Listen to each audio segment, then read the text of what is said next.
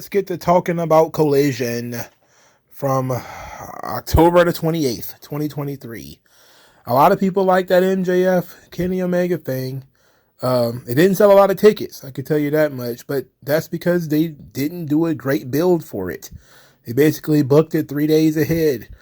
And it is a Halloween weekend. A lot of people want to be outside, so I'm not going to give them a lot, but I think they did just over 3,000 tickets distributed. Who knows how many people was actually in the building, but it wasn't a great house for a match of this magnitude. But then again, maybe we're overrating the drawing power of MJF and Kenny Omega, or maybe we're underrating just how cold AEW actually is. According to WrestleTix, they sold 3,146 tickets. I'm sorry, 3,477 tickets. Okay. I forgot they updated it. So it was one from like 12 hours ago and the other one from like right before the show started. So somewhere in the neighborhood of 4,000 tickets, which is not a lot considering AEW had did 10,000 tickets for matches that were not of this magnitude. But we'll talk about that when we get there. We got to talk about injuries in AEW. It's going to be in our news and notes segment. First, your boy John Moxley has an idea of what we should be doing for concussions.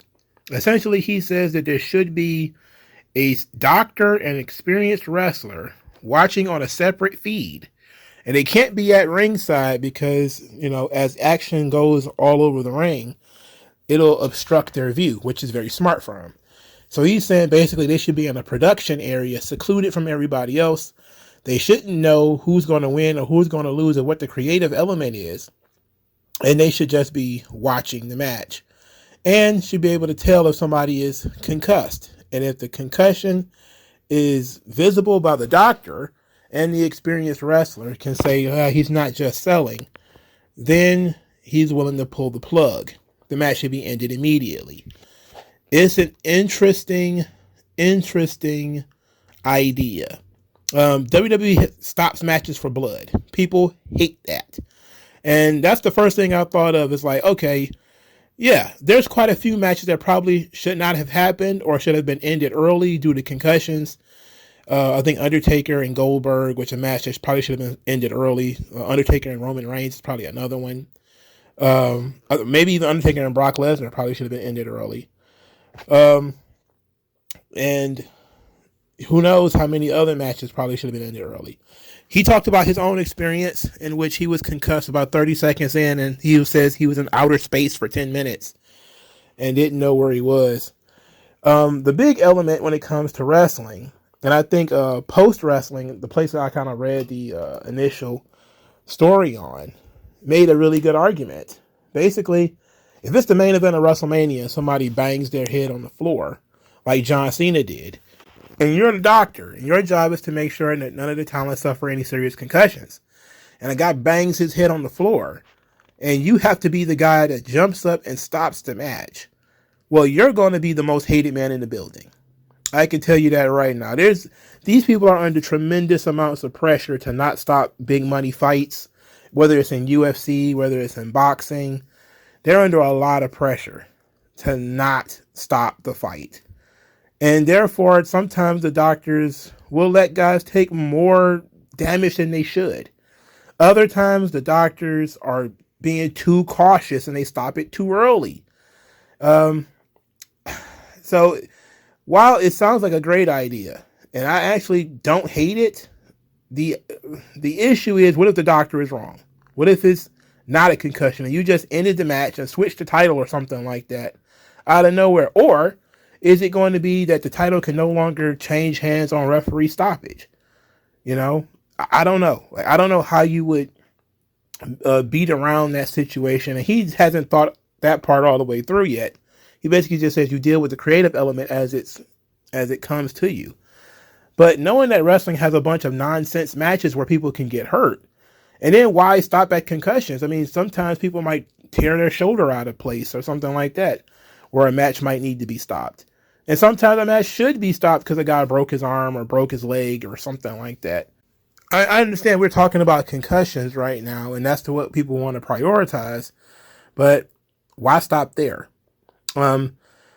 It basically would cut down on the amount of nonsense matches that we should have. That's for sure, especially champions. Especially like nonsense title matches, and it would also force people to take better care of their bodies so that they would not cause concussions. Maybe jumping on people wouldn't happen as often. Is if you knock the guy out, the match is going to be over. Maybe a guy wouldn't let you throw him over the top rope or powerbomb him on the floor if the outcome is going to be a legitimate stoppage of the match and a screwed up storyline. Not to mention the amount of time he's going to have to sit at home as he has to go through concussion protocols. So I'm okay with the idea. The question is going to be if the doctors are willing to be the person who flushes millions of dollars in investment down the toilet because a guy banged his head on something.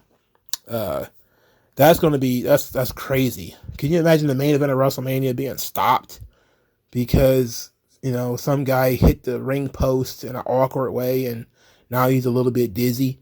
Oh, man. That only comes once a year, and then you stop it like that. Oh my God, people will be furious, bro. Think of the amount of investment. Well, the company got your money anyway. I mean, that's one cynical way of looking at it. Like, hey, we got your money. You didn't get a fully fleshed out main event, but we got your money. But then again, if a guy is concussed, he's not going to put on a good performance anyway. I mean, every time Undertaker got knocked out in the ring, the match went to shit almost immediately.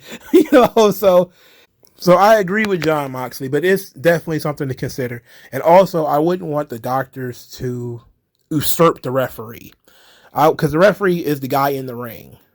So I would insert the referee into it as well. Basically, you do the old hand squeeze trick. If the wrestler can actually squeeze the referee's hand, it means he's conscious. All right, next thing you would do is maybe ask the referee has some kind of device in his ear where the doctor and the agent, let's say, can hear. He asks a direct question: what's your birthday? What city are you in? If the wrestler slurs, if the wrestler can't answer, then the doctor can stop it, because he can say, well, the referee was giving him direct orders or asking him direct questions that he couldn't answer. His health was at risk, and therefore it's not 100% on the doctor to call it off and fuck everybody's money up. It could be like, all right, we all agreed. The three of us, the referee, the wrestler, and the doctor, the wrestler being the guy who's watching on the screen that saw the bump or whatever, and saying, hey, all three of us. So if it's wrong, then you got three people who looked at it. One of them is an expert. The other one is in the ring. And one of the other guys can tell somewhat of the difference between a guy selling and a guy actually being hurt. And those three people all looked at it and said, yeah, this guy's probably no good. You need to stop it. And it's still a crazy situation to basically put your wrestlers in. But that's the nature of the business. Guys are going to fall down. So concussions are likely an important thing. But we've seen wrestlers get knocked out in the middle of the ring before, and the match is not stopped. And it definitely should have been. I just saw a clip the other day of a Candice Michelle Beth Phoenix match where Candice Michelle fell off the top rope and was unconscious. And the first thing Beth Phoenix did was grab her by the head. And then she thought twice about it and grabbed her by the wrists and pulled her in the ring and pinned her. And the referee didn't stop the match. And then supposedly Vince was pissed at the referee for not stopping it because Candice Michelle couldn't respond. Like, he was squeezing her hand and she didn't respond. Like, she clearly was unconscious.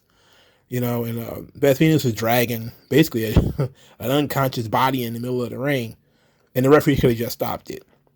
So you don't want that kind of stuff happening in modern day. So I agree with Jon Moxley. There probably should be some kind of protocol, some kind of system where we can evaluate guys in the ring, in the moment. And it needs to be more than one person, because you don't want all the heat being on one doctor, even though the doctor has to make the medical decision ultimately. You don't want it to just be the doctor, because he might get a little antsy, especially since he's not connected to the rest of the show. But then again, this is why they had doctors ringside anyway, during the old regulation era, when they used to have the state athletic commission ringside. You know, they used to have a ringside doctor, but concussions at the time wasn't a big deal. This was in the 70s, the 80s, and all that kind of stuff. So concussions are now a bigger deal, and definitely something to be looked at with a certain level of importance. All right, the next injury bit that we have is Danielson is hurt again. This time he has a broken orbital bone, and he has to have surgery.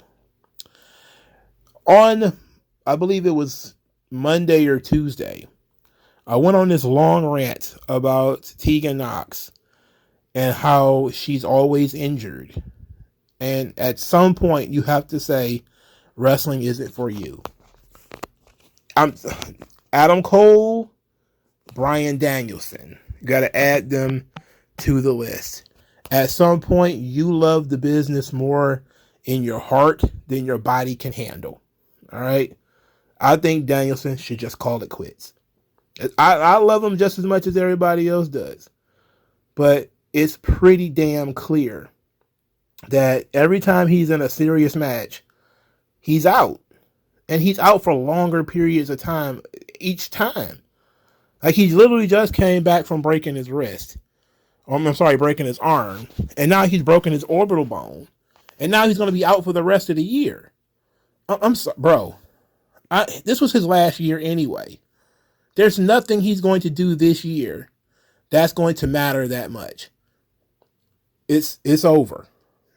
For me, he needs to hang it up.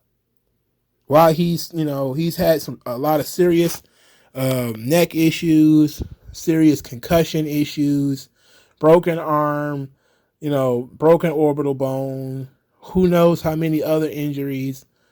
And he basically was like, I'm going to retire at the end of the year anyway. It's like, your body is telling you you're not going to make it that long, to the end of this contract. And then with the injury time, you extend the contract. So that's crazy, because now Tony Khan could be like, well, you were on the shelf for 2 months with this injury, and then you was on the shelf another 3 months with this injury. He's going to end up lying to his kid anyway. Like, if Tony Khan adds all this time to his contract. I definitely think that Danielson has got nothing to prove to anybody. He's been very successful.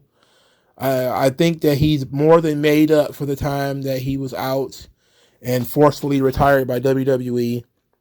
I just think that his body this is not for him, and you can't put it on his opponents all the time, even though you probably could, because he got hurt wrestling Okada twice. He wrestled Okada twice this year. Both times ended with long-term injuries. Very unfortunate, but I'm not going to just put this on his opponents, because he's always injured. Sometimes your body just can't hold out. And I think it's time for him to hang it up. I'm sorry. Speaking of hanging it up, it's time for AR Fox to hang it up. I don't know what the hell he's been doing, where the hell he's been, but he's there now, doing lots of dives on Jay White. Of course, not winning, because Jay White wins, but this match was entirely too long. I don't know why they thought this match needed to be as long as it was, for Christ's sake. MJF tried to steal his belt back, but ended up getting chased off by the Bullet Club Gold. Max Caster sent pictures to a catfish, thinking that the catfish was MJF. This is so gay. Why the fuck is he doing this? If you get the answer to why he's doing this, let me know in the comment section, or shoot me an email explaining to me in detail why this homoerotic storyline is important and gets so much TV time on AEW. This gets more TV time than guys like Wardlow and Hobbs and all this kind of stuff. This man crush that Max Caster has on MJF, and it's completely unexplained and came out of nowhere. I don't care if this has been going on Twitter for a long time. This ain't Twitter, B. What's going? Whatever. Let's move on. The boys actually wrestled the Tate twins. They were squashed by the Guns, which was good. Not long. Got the Guns over. I didn't hate it. Dalton Castle was really funny. I like Dalton Castle. He's fun. There was a Danhausen vignette, which served no purpose because I don't think anybody's going to be that excited to see Danhausen. We're going to save Omega and MJF because if I just talk about it now, there's going to be no point in listening to the rest of the show.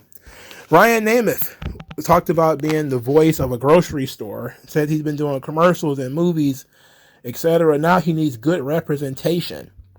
So he's going to go talk to CJ Perry. He knocks on the door and Miro opens it. Miro snatches him into the room and does terrible things to him behind closed doors. That was actually pretty funny. I'm not even going to hold you up. I thought this was funny. Ryan Nemeth is actually not a bad promo. In terms of, his character and everything, he's not terrible. I mean, they've let people who are awful on the mic talk. And this kid actually has some mic skills. In terms, at least he's smooth. He's smooth and charismatic. So he should be talking more. I mean, I'm okay with Ryan Nemeth talking. Put him in a tag team or something. Well, obviously that's what they're going to do. I'm just saying. Do it before Dolph comes in. The second match on the show was absolutely abysmal. Abaddon versus Hikaru Shida. This match went on forever and was not good in any measurable way. Hikaru Shida was dressed like Ada Wong from Resident Evil. Now, you may say, Mongo, you a big dumb idiot. How do you know about Ada Wong from Resident Evil? I played the Resident Evil video games, but I don't remember anything. So I said, Hikaru Shida, she's dressed like old girl from Resident Evil. Then my autistic brother is like, that's Ada Wong. I'm like, how the hell do you remember the name of this character? But then again, he remembers all kinds of minutia, He just picks up shit like stats and stuff, and he remembers that stuff. I can't remember like big ideas. I don't remember details. All right, what the name of this person was, I can't remember at all. Also, they kind of threw me for a loop. Abaddon was introduced as they. They are Abaddon. So apparently Abaddon is somehow a weird zombie and also a they them. Similar to like Max the Impaler in the NWA, who is, I'm a monster, but I also have feelings. Get my pronouns right. Like, what? You're a monster with like they them pronouns? Come on. Come on. Ridiculous. This match was going, I'm not going to say it was going well. I'm not going to say it was going swimmingly. And then all of a sudden, Abaddon starts to no-sell. Just out of nowhere, she stopped selling offense. And I was just like, why? You've been selling all this time anyway. Why did you just stop? It's one thing if you just never started. This match was so ridiculous. I didn't know it was any kind of hardcore match. So when she started attacking her like a bone or something like that, I'm like, okay. And then I keep hearing it ended up being some kind of fight, whatever. This match was ridiculous. Abaddon hiding under the ring and tried to grab Hikaru Shida and pull her under the ring. She tried to bite Hikaru Shida at one point. I was just like, this match was just going on and on and on. It ended with Hikaru Shida finally putting a pumpkin on Abaddon's head and kneeing her in the face, which, is perfect. Is a perfect finish to this shit show. This was WWE tier. Like those WWE food fights and all that kind of ridiculous Halloween shit that they used to do. This was on that level. Except this is Abaddon, who never appears on this show ever, finally appears on this show just to lose in a weapons match. Okay. Shane Taylor and Keith Lee are still talking to each other. I don't know why. They've been building up. They put more effort into this fucking thing than they put into MJF and Kenny Omega. This is like the 6th vignette for Keith Lee versus Shane Taylor, and not a hint of a match between the two of these guys. Shane Taylor has not wrestled on this show, so that you can see what he looks like and be impressed by him at least. I don't even think this match is going to happen on this show. This feels like something they're going to build up and throw it on Rampage. But the story is the same. It's not really going forward in any way. Shane Taylor says that, Keith Lee got an opportunity, but not because he's better than me, because he's more palatable. In other words, he's more of an Uncle Tom, and he speaks so well, and all this kind of stuff, right? Time to shit or get off the pot. Who cares about this anymore? Neither one of these guys are featured, but somehow they keep getting vignettes. I mean, please stop it. Samoa Joe defeated Rhett Titus. Good. Who cares about Rhett Titus? QT Marshall showed up. Oh my God, it gave me a stomach ache. He apparently is going to be wrestling on this show. That gave me a headache. And he's going to be defending a AAA championship against Luchadors, which I was like, what? Apparently, he has a AAA championship, and he's going to be defending it against various luchadors. What? QT Marshall is going to get guaranteed a spot on this show. Look, his entire gimmick is being an American in Mexico. That's his gimmick. This is stupid. He's an American in America at that point. This is stupid. Oh my God. He got to be friends with the Young Bucks. That must be he has to be buddies or blood brothers or spit sisters with the Young Bucks or something. Claudio Castagnoli cut a very bad promo where he says he's going to make Okada and Orange Cassidy pay for breaking Danielson's orbital bone. What makes this a really bad promo is the lack of energy. He had some intensity, but no energy. I'm going to make you pay for what you did. You hurt a member of the Blackpool Combat Club. So I am going to hurt you. See you Wednesday. I'm like, what? Oh, God. Dax Harwood wrestled Ricky Starks. Oh, my goodness. This featured an unsafe power driver, which Ricky Starks didn't get to tuck his chin because Dax wasn't paying attention. And Ricky Starks' arms was flailing about instead of being on a man with a broken neck. And Ricky Starks took a very unsafe power driver in this match. And it wasn't the finish. There's a lot of lights on, lights off crap in this stuff too. Because the House of Black appeared. They wanted to watch this, apparently. Ricky Starks ended up winning the match with a power driver of his own after he got a little help from Big Bill. Julia Hart returned, turned the lights out. Lights came back on. House of Black was in the ring. They threatened to beat up FTR. Then Los Ingobernables, Roosh and his buddies, they ran to the ring. And then they joined FTR to fight the House of Black and Starks and Big Bill. Why? Why did Los Ingobernables, who, they fight gang members and beat them to death, why are they on the same side as FTR? Somebody explain that to me. I don't know. I don't care either. Really, I don't care. I'm trying to care, bro, but I can't find it in me. In any event, apparently they're building up some kind of 10-man tag where it's going to be House of Black and Starks and Big Bill versus Los Ingobernables and FTR. I don't know why FTR has to partner with everybody. At this point, because I was wondering why Andrade, look at me, it wasn't a part of this whole thing. So they did a promo to explain it. Andrade, look at me, has an offer from CJ Perry for her services. So that means he's going to be feuding with Miro soon. That's good. That's good. It's the best idea for the both of them in a long time. Then they remind us that he is friends with Roosh, but he is not a member of Los Ingobernables. Why is that? So Andrade appears to have said that he hears all of this stuff, but this is his business and his business alone. So then I was like, I guess he's not going to be feuding with Miro because he's not going to be in business with CJ Perry, and he's also not going to be a member of Los Ingobernables. Guess what? All of that sucks. Now what is he going to do? He's not going to hang out with his friends. He's not going to feud with this guy. What's he going to be doing? I don't know. But he walked off in a kind of sad way. Very disappointing. Very disappointing. He did a promo segment with Chris Statlander with Willow and Sky Blue. Chris Statlander wants to figure out why Willow and Sky Blue was not in the championship title contention match, the Fatal 4-Way thing they did. It gave us the classic Abaddon versus Hikaru Shida match.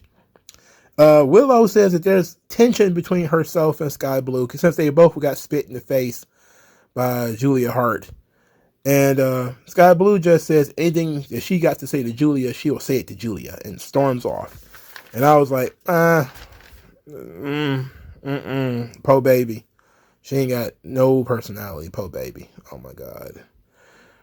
She got booty though, so that'll help.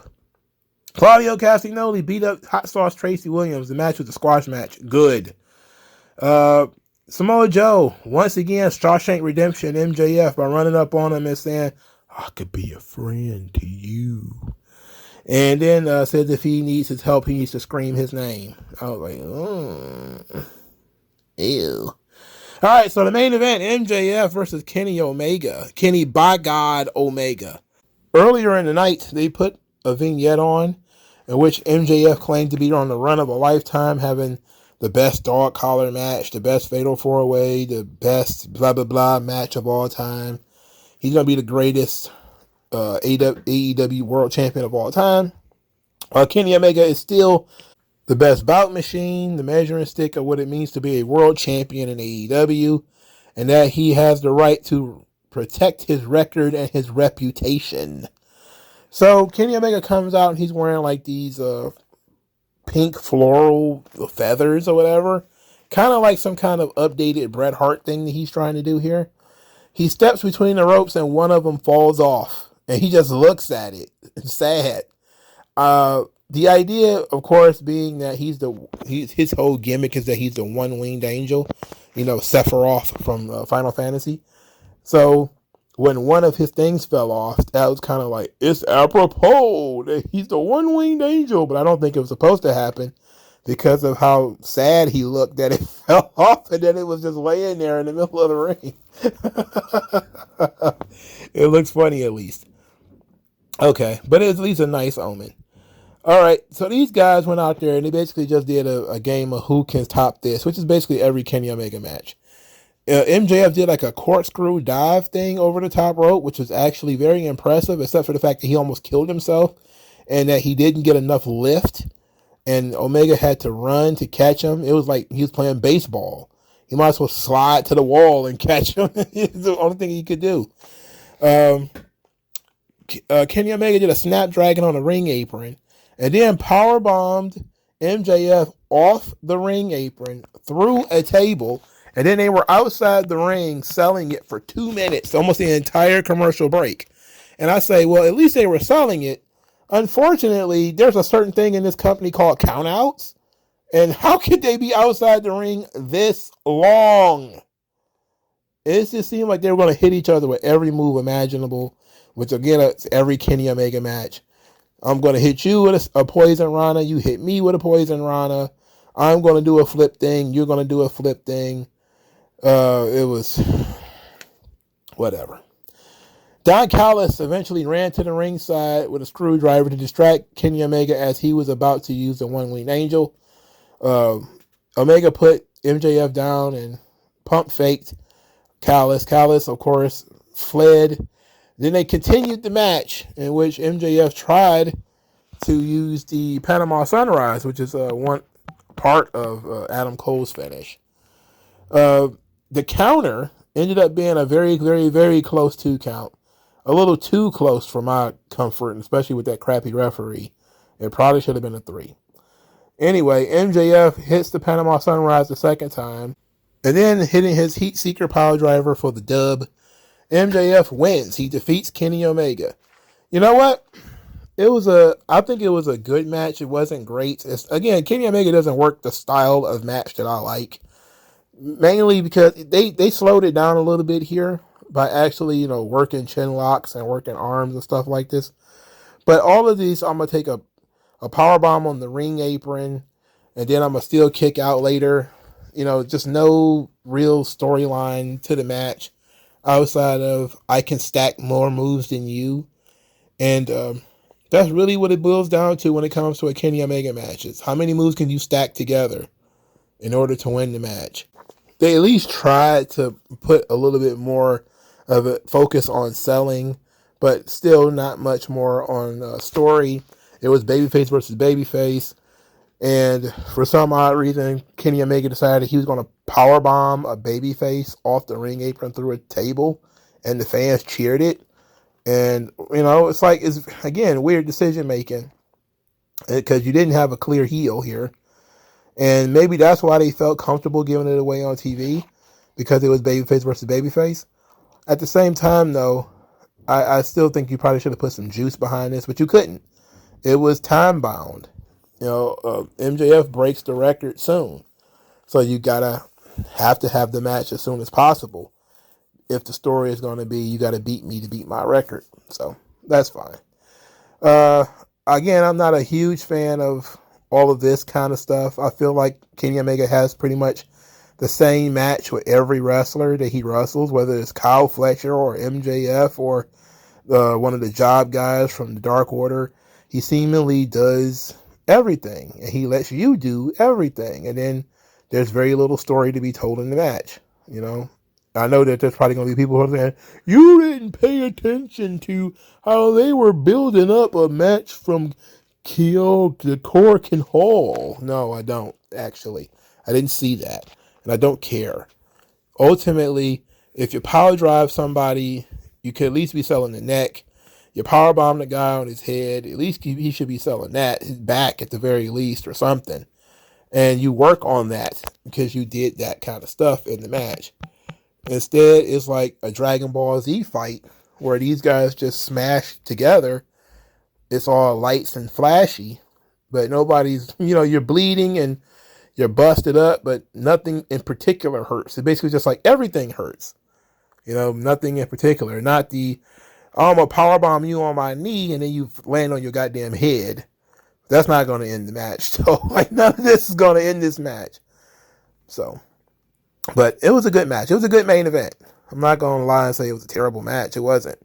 It was a good match. I just don't care about it. And ultimately, that's what I want to do. I want to actually be able to care about this kind of shit. AEW is the master of giving you matches that are really good matches in the moment, but you don't feel the need to revisit them because why do you care?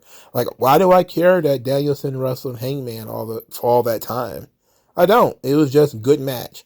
Why do I care about the first Omega versus Danielson? I don't. It was just good match. Yeah, they did a good match. Okay, fine. What else was there? What did it lead to? How did it change anything? It didn't change nothing. It didn't change the characters, didn't change storylines, nothing happened. And I feel like this is the same thing here. They had a long match. They started at 9:30, so they worked in most of the time limit. And in the end, MJF just wins, and now Kenny Omega is out of the title picture, and there's no drama about it. There's no questions about it. It's just over. So as quickly as it started, it's as quickly as it's over. So there it is. All right. Tell me what you guys thought of Collision, and I'll talk to you guys later.